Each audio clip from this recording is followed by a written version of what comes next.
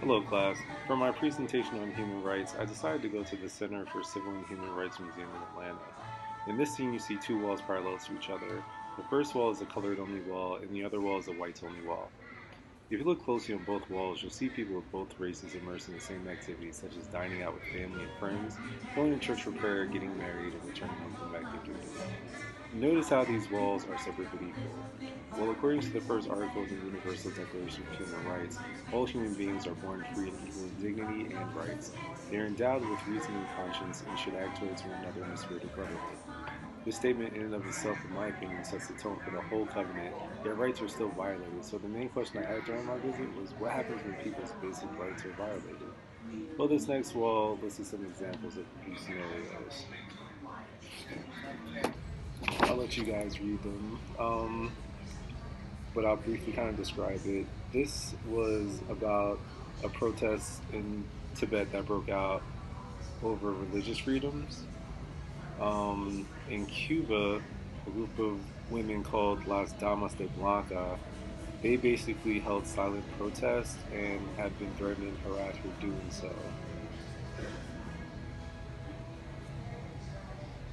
As you can see, in 1965, this was about farm workers in the United States organizing a strike against the grape companies, demanding better pay and working conditions, and they got what they asked for. This story is about Egypt in 2011, where hundreds of thousands of protesters gathered to essentially impeach their president. And a month later, they did so, and that is them gathering on the grounds, celebrating.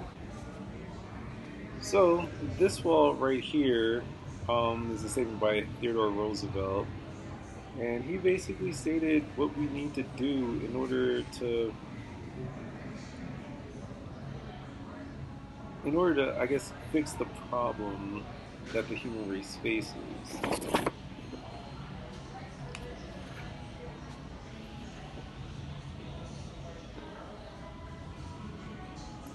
So as you can see from these walls, regardless of race, religion, gender, or personal belief, we're all human and we all need to fight for the freedoms and justice we seek.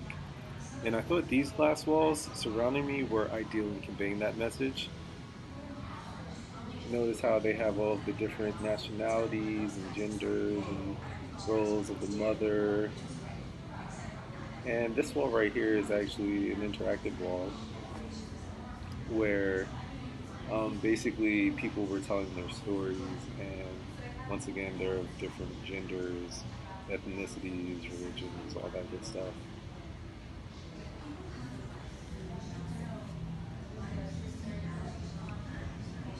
Right now, I'm just going through the slide. I know I'm a bit close to it, but I believe one said that person was an actor, a musician. This woman was a girl. That is actually a woman. That person is Jewish, LGBT.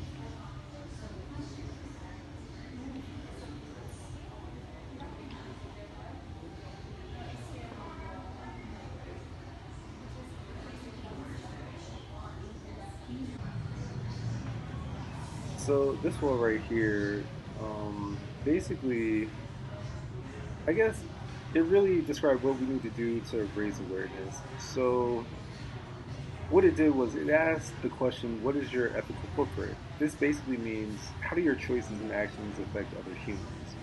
More and more, consumers want to know where their electronic toys, treats, and foods come from, and if any human rights were violated in the process. Now, finally, this is a subject I like to touch upon, which is the fundamental human right of privacy. Article 12 of the UDHR states that no one shall be subjected to arbitrary interference with his privacy, family, home, or correspondence, nor to attacks upon his honor or reputation. Everyone has the right to the protection of law against such interference or attacks. You guys can read this wall, and pretty much what it says is that the government they had classified information, and it detailed that they were spying on us, um, in particular on our mobile devices and internet usage. And it does pose a question on the right side. that I think is very important and that you should ask yourselves. That is pretty much it for my presentation, and I hope you all enjoyed it. Thank you.